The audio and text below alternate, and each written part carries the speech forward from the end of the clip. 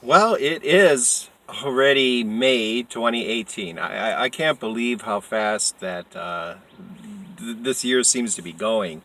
But welcome to my channel. I'm Mark, and thank you so much for taking some time to check out this video. If this is your first time to my channel, Uber Forward, I want to thank you so very much for taking a moment to check out my video. If you've seen my videos before, thank you so much for coming back. I always look forward to your feedback, your questions, anything that you may like to share based on anything that I've discussed in my videos.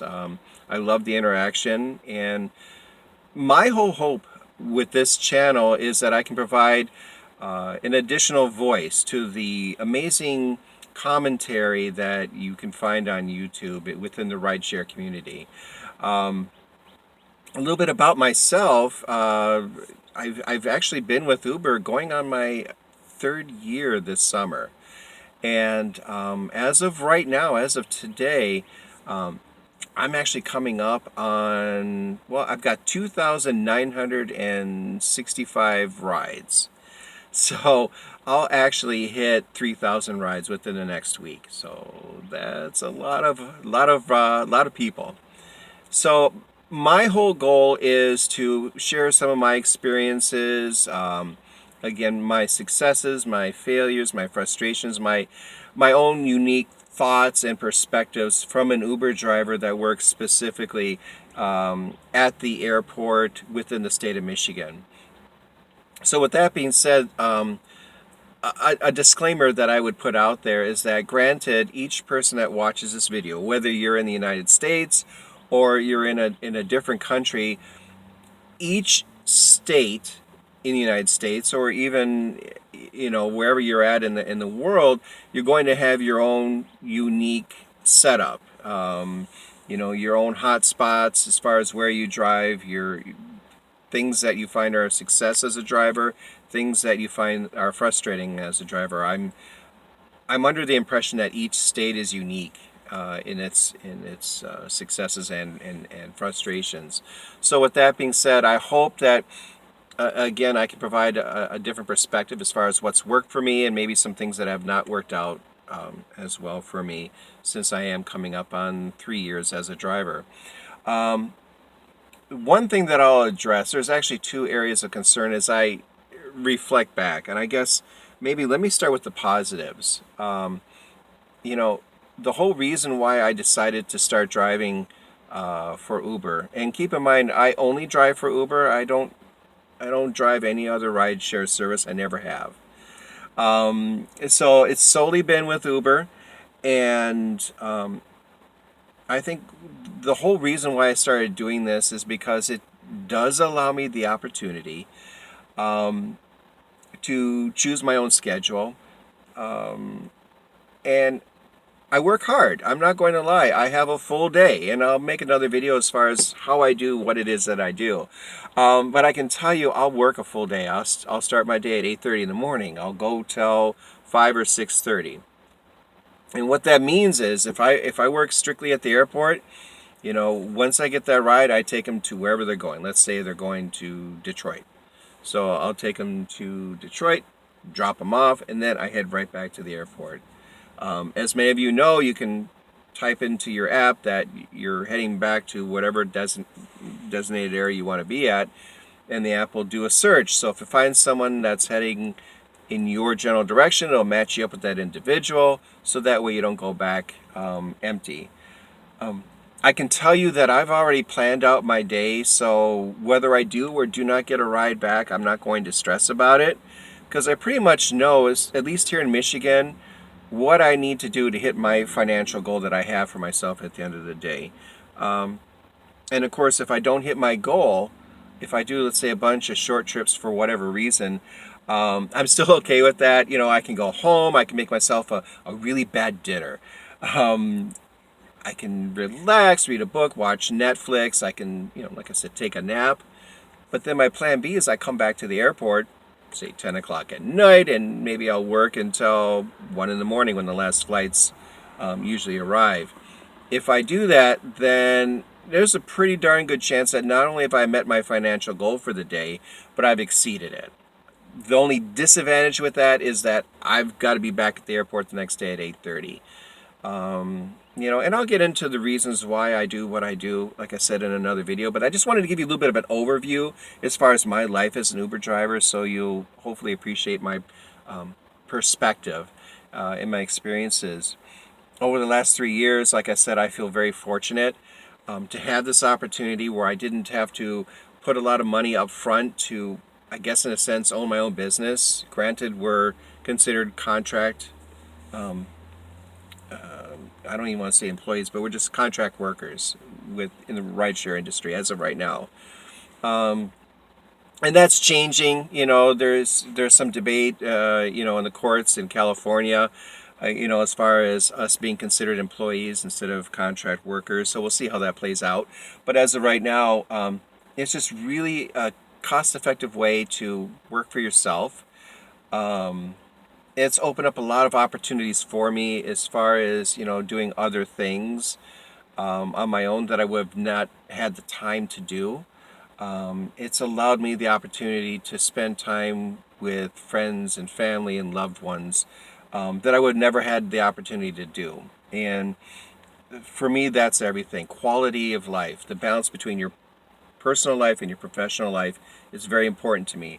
And the opportunities that I've had to spend with my friends and my family, means the world to me. That's probably the most important thing that I cherish and that I've gotten from this Uber experience.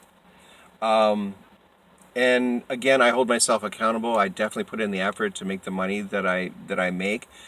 I'll never be a millionaire. I'll never be rich doing this, but it's allowed me to have, I feel, a better quality life because I'm able to do things that I would have never been able to do just having a regular 9 to 5 job. I wouldn't be able to travel extensively, because if you get 3.5 weeks of vacation, that's it, and you're done. But with Uber, if you work really hard, I mean, it's feasible that you could, if you enjoy traveling, for example, you can take possibly 2 trips a year to wherever you want to go. But granted, it just depends on where you live and what type of opportunities you have within the rideshare industry to make that possible. So those are the positives. The negatives that I've encountered over the last 3 years, I'm going to be very upfront. So if you're not in the rideshare industry and you're watching this video because you're thinking, gosh, I'd like to have something to supplement my income, I would like to have an opportunity to work for myself and hopefully provide for myself or my family, let me share with you something that's been part of our dialogue since I started going on 3 years ago. What we earn. When I started 3 years ago, what we earn as a driver for Uber, anyways, I'm only going to speak for Uber, was significantly going down. It got so bad here in the state of Michigan that it was right around, your take home was like 35 cents a mile. You were only earning, I can't remember, it was like they tried to increase the amount you earn per minute. Uber would lower the rates right after the holidays. So in January, our rates would just plummet right into the basement. And the whole rationale that Uber had was that by doing so, it would create more opportunities, meaning that riders would want to use Uber more because it's cheap. So if you're an Uber driver, you're getting all these requests for all these people because they're loving the cheap rates. And then Uber felt that by creating more opportunities for the drivers of having riders, that you would, at the end of the day, earn more money. And then, of course, they had to tweak that because drivers just weren't feeling it. So then they start offering incentives, promotions, along with the surge to, encourage drivers to be on the road, to not stop driving for Uber. And obviously, it didn't take long for Uber to figure out the error of their ways. And so they stopped that. And so now they've got a set amount that a driver will earn. In the state of Michigan, I myself, just driving strictly from the airport, I make 64 cents a mile, that's my take home, and 12 cents a minute. Typically, it would only be 60 cents a minute. However, Uber offers a special insurance in addition to what you may have. So if you have somebody in your car, Uber will provide an extra insurance, and technically you pay for it. But since I opted out of that insurance promotion, it's like 4 cents a mile to take advantage of their insurance. So I opted out of it. So that's why I myself earn 64 cents a mile. That's my take home. Okay, so with that being said, the constant dialogue that you'll see if you're doing your due diligence and looking into Uber or any rideshare company is that drivers don't earn enough. And I can't tell you over the last 3 years, it's just been a constant. Even with the surveys, your overall satisfaction with driving for Uber that Uber sends you on your app, I've reflected on that. I've shared that I'm not happy. And I gave the reasons why. The reasons why is that Uber, when they do raise the fares, all that money is going straight to the app or straight to Uber. Nothing comes to the driver. Even if Uber says, which they have said even recently, that they don't want to raise the rates because it'll scare the riders away, but they are still doing it. In a couple states, they have raised the rates. Money went straight to Uber. Nothing went to the driver. And the frustration that I've had over the last 3 years is Uber's lack of understanding that it takes three components to make the company whole: the app, the rider, and the driver and the car. You have to have all three working together in sync. If Uber loses focus and doesn't concentrate on satisfying all those three components, it's not going to be a solid company. The app is amazing. As a positive, the app is amazing. The improvements that they've been making over the last 3 years are fantastic. It's easy for me to use. It's easy for the riders to use. The riders are happy because there's accountability. They know when I'm going to pick them up. They know the car I'm driving. They feel safe with me. They can actually see me coming to them. So the riders are happy with that side of the experience. So you've got two sides of it that are happy. But over the last 3 years, the part that's never been taken care of is Uber's, and I don't want to say disinterest, but disconnect. That's the word I want to use. The communication between the drivers and Uber there's a complete disconnect. Even if Uber listens to us, as they say, we hear you. We hear our drivers. We hear what you want. But yet the only changes that they make in regards to that are specifically with the app, as far as fine tuning it. But that's a given. That's a constant that's been occurring since I started. It's still going on now, and I anticipate that these improvements to make it easier and more effective will continue, both for the drivers and the riders. That's not going to change. So I wish that Uber would stop saying, we hear you.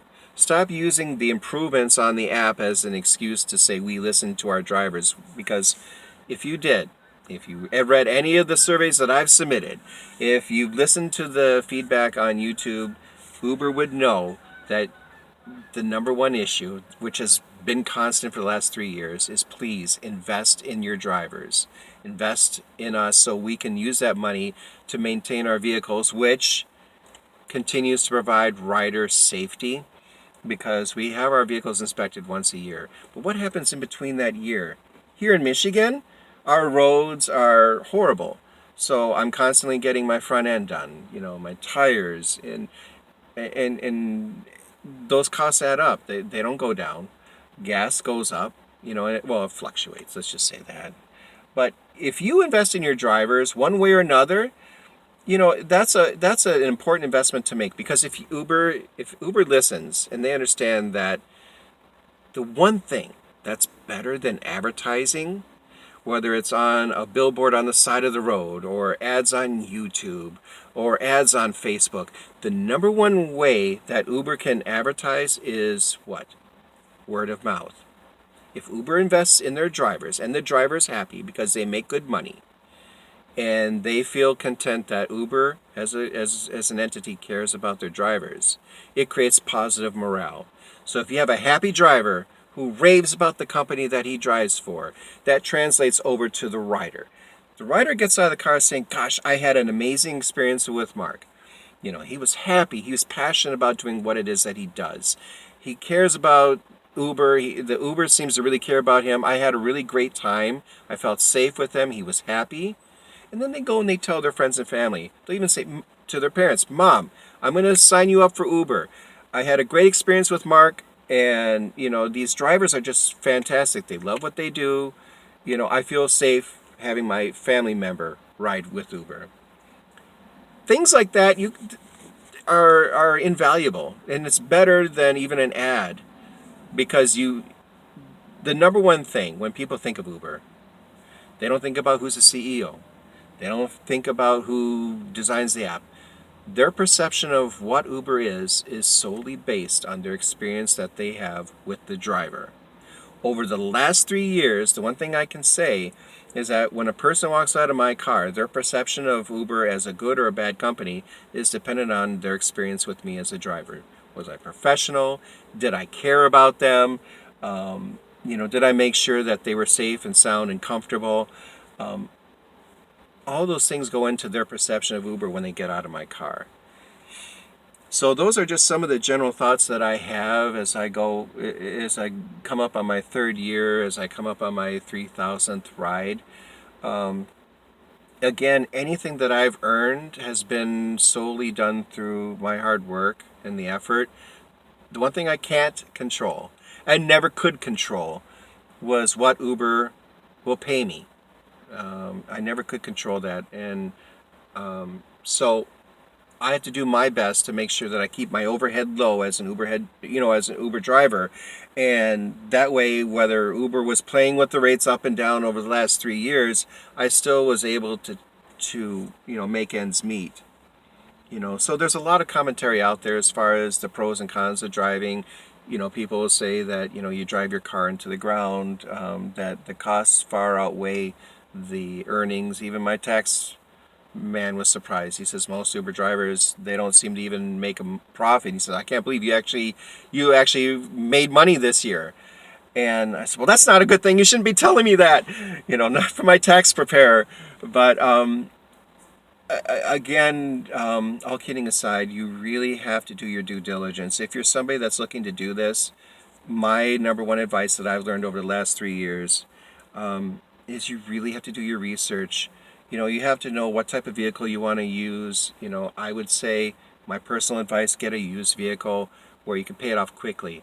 Make sure it's a vehicle that the maintenance isn't going to be expensive, that your headlights aren't going to cost hundreds of dollars. Cheap headlight replacement, cheap tire replacement. Make sure it's not all computerized so that if you have to have repairs, they don't have to remove the engine to do an oil change. You just want a dependable car that fits within the parameters of Uber. If you do that, and then also I would say if you have a backup car at home, because God forbid, if something happens to your car and it breaks down and it's your only car, then hopefully you have money in your savings to make the repair. But most importantly, treat this as you would like your own business. If you own a storefront, a restaurant, you have equipment, ovens, freezers, whatever. They got to run. They have to be operational. If something goes wrong with your refrigeration and the motor gives out, you got to replace it.